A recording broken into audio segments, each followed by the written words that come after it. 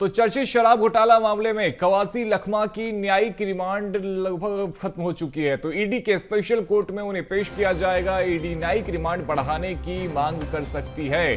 15 जनवरी को पूर्व मंत्री की गिरफ्तारी हुई थी और तब से ही लगातार वो जेल में बंद हैं और अब ऐसे में उनकी जो न्यायिक रिमांड है वो अब खत्म हो चुकी है। तो चर्चित शराब घोटाला मामले में कवासी लखमा की मुश्किलें लगातार बढ़ रही है। ईडी के स्पेशल कोर्ट में उन्हें पेश किया जाएगा। ईडी न्यायिक रिमांड बढ़ाने की मांग कर सकती है। तो 15 जनवरी को पूर्व मंत्री को गिरफ्तार किया गया था। पूर्व आबकारी मंत्री कवासी लखमा तब से ही जेल में है और लगातार उनकी जो मुश्किलें हैं वो बढ़ती हुई नजर आ रही है।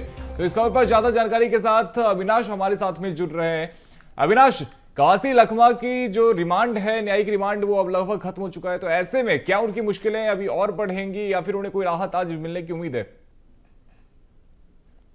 कवासी लखमा की जो न्यायिक रिमांड थी वो खत्म हो चुकी है, लेकिन आज फिर से ईडी जो है न्यायिक रिमांड बढ़ाने की मांग कर सकती है, क्योंकि लगातार इस मामले में जांच का दायरा जो है वो बढ़ता जा रहा है। और जिस तरह से जो डिवाइसेस जो जब्त किए गए थे, जो दस्तावेज जब्त किए गए थे, उन आधार पर और भी जांच जो है बढ़ सकती है। तो कहीं ना कहीं अभी फिलहाल तो कवासी लखमा की जो मुश्किलें हैं वो कम नहीं होगी। आने वाले समय में और भी ज्यादा जांच के दायरे बढ़ेंगे, लेकिन आज ईडी जो है वो कोर्ट से और भी रिमांड मांग सकती है, रिमांड की मांग कर सकती है। और इसके बाद देखना होगा कि अब तक की जो पूछताछ में, जब कोर्ट में आज ईडी पेश करेगी, तो अब तक के पूछताछ में क्या कुछ जानकारी जुटा पाई है ईडी, इसके बारे में भी जानकारी जो है वो सामने आएगी। लेकिन आने वाले समय में और भी पूछताछ के लिए आज ईडी जो है कोर्ट में रिमांड की मांग करेगी। और इसके बाद बिल्कुल अविनाश, देखिए, और महत्वपूर्ण ये भी हो जाता है कि कवासी लखमा ईडी के साथ में कितना ज्यादा कोऑपरेट कर रहे हैं, उनके सवालों का किस प्रकार से जवाब दे रहे हैं। क्योंकि जिस प्रकार से वो मीडिया के सामने आ रहे थे, कह रहे थे कि मैं बहुत ज्यादा शिक्षित नहीं हूं, मुझसे सिग्नेचर करा लिया गया था।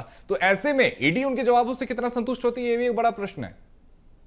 बिल्कुल एक बड़ा प्रश्न है, क्योंकि कवासी लखमा शुरू से ही इस बात को कह रहे हैं कि उन्हें इसकी कोई जानकारी नहीं है।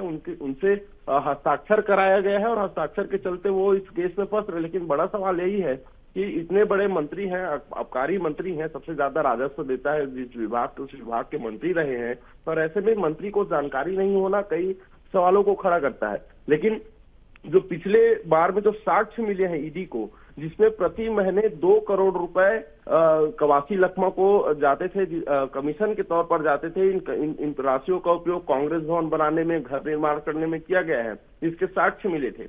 इन साक्ष्यों के आधार पर ईडी आगे की पूछताछ कर रही है। तो ऐसे में यह भी अब इस बयान का कोई तथ्य नहीं निकलता कि उन्हें किसी बात की जानकारी नहीं है। बिल्कुल अविनाश, देखिए, और ईडी के अलावा ईओडब्ल्यू भी उनका इंतजार कर रही है।